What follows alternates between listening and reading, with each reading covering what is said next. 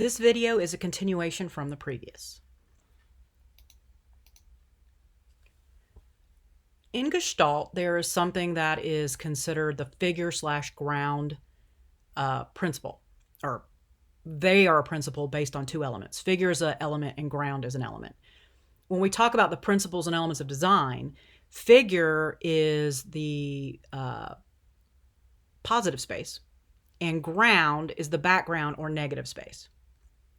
And so an example of how humans perceive objects that we look at as either a figure, which is an element of focus, or ground, which is the background on which the figure sits, is this classic image on the right. You know, you're shown this in psychology class and said, do you see a vase, or do you see two faces, or does it flip back and forth for you? And what that is that your brain sees one of these things as figure and the other as ground. And with this image, it depends on what it's sitting on. Now, when I move my cursor off, and I don't know if you guys see this is the same I do. When I move my cursor on the image, it shows a dotted line around it, which changes very much the fact that this has a background. When I move it off, it changes that it doesn't. So sitting here, it's clearly a black vase, but it's also clearly two white faces looking at each other. And so what people do when they first look at your design is they determine whether something is a figure or whether it is ground. Now, remember that example I gave you guys about wayfinding? Where's the front door? Prime example. If the door is a figure that stands out from the rest of the building, it makes it so much easier for people to know where that front entrance is to the building. And there are ways to do that. And we apply principles and elements of design. For example, we could use color. Say our house is mostly beiges and whites and muted tones. So we paint the front door red. And I know you guys have driven or ridden or walked by a house and it was maybe made out of stone and had some wood and it was grays and browns and they had that bright red front door. That is an example of Gestalt. Your eye goes to that door because it looks at the overall, it sees the figure, the door, because it is perceived as an element of focus. And that everything else is the background. And that's what we're talking about here. So another example of this is area. Now on the right here you see a gray square and a black square, and a black square and a gray square. Well, most people are going to see this as the little square is the figure on top of the background. But what it could be is that this is the figure and it just has a hole cut out of it, so you're looking through at the background. Pretend this is the side of a building and this is a window and you're looking through that window, right? So knowing that you can flip these things sometimes is the way we break the rules of elements and principles of design to create unique and interesting new designs. So that's always something, you don't always follow the rules, but in the beginning you do so you can master them. But when you do, these are ways that you then now know, because you've studied this, how to do it properly. Similarity. Things that are similar are perceived to be more related than things that are dissimilar. Okay, this is a psychological, a known psychological concept that human beings do this. We perceive things that are more related to be, that are more similar to be related. Sorry, need another cup of coffee. And so knowing that, we can design with that in mind. So look at the shapes over here on the right. Now, most people would say, what do you see? How would you define these? If I gave these to you and said, divide these up into two different groups, most people would sort the circles from the squares. And that's because they're all the same color. Now, it is possible that other people would sort them differently based on size. It depends on what you find similar, and you're going to find out that our culture, in our culture, most people hold the same views about what is similar. And it's because we are raised very similarly in a society, in a culture. An example I like to give is this.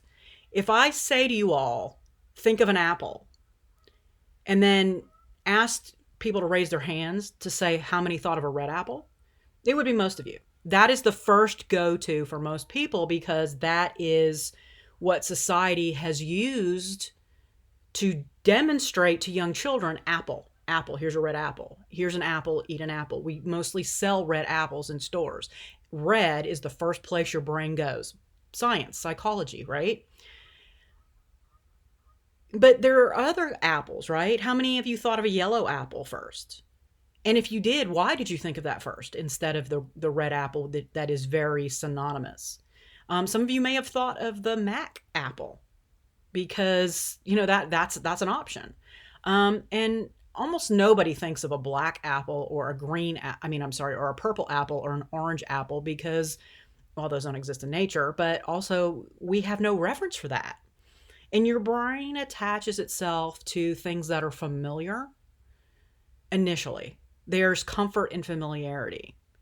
And so one of the best pieces of advice I can give you as a seasoned senior architectural designer is throw away your first idea. 95% of the time, it is going to be everyone else's first idea. And when your goal is to do something no one else has ever done before, you got to throw away that first idea. Keep going. You may want to start saying, I'm going to throw away my second idea too. I'm not going to say go that far yet in the beginning because sometimes it's hard enough just to get past that first idea. And you may want to develop your second idea. But, a green apple is automatically going to stand out from a room full of red apples. Okay, here's another example. Those circles appear as 5 columns of circles. Dark gray, green, dark gray, green, dark gray. And this is where our mind is separating them based on their similarities. We group the gray ones separately from the green ones. We don't see an array of 5 by, I don't know how many that's 1, 2, 3, 4, 5, 6, 7, right? So we don't see that as 35 circles. We see it as 5 columns because the colors cause our brain to see them separately. And we can use this knowledge, this science, in our designs. For instance, I'll give you a real live example. Instead of going up and down that way, what if we rotated it 90 degrees and so they ran horizontally? What if we just alternated colors of brick on a building? And as someone who has done that, I will tell you it breaks up the monotony of a large building. I did it on a fire station. It breaks up the monotony of a large building being one color, just a bunch of bricks. You just change the color of the brick.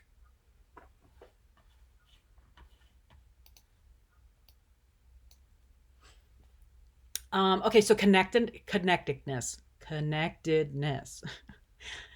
law, which is the law of unity, and we will talk about unity as a design principle.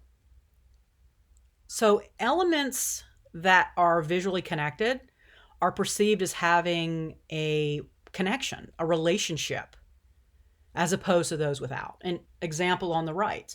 Right now, we just have 2 squares and 2 circles hanging out. And your brain initially is probably going to see connectedness between the 2 squares on the top and the 2 circles on the bottom. Now, if we draw the lines between them, there's now a separate relationship between the connected figure on the left versus the connected figure on the right. And therefore, that connectedness, that uniformity, trumps the similarity of the shape. And we can use this. We can begin to understand that this is what the brain does. So we can use this to influence our designs and help guide people visually in a way that we want to guide them, so that we don't have to have little signs all over our buildings that say, go here, do this, do that, right? We are visually guiding people, and, picture's worth 1,000 words.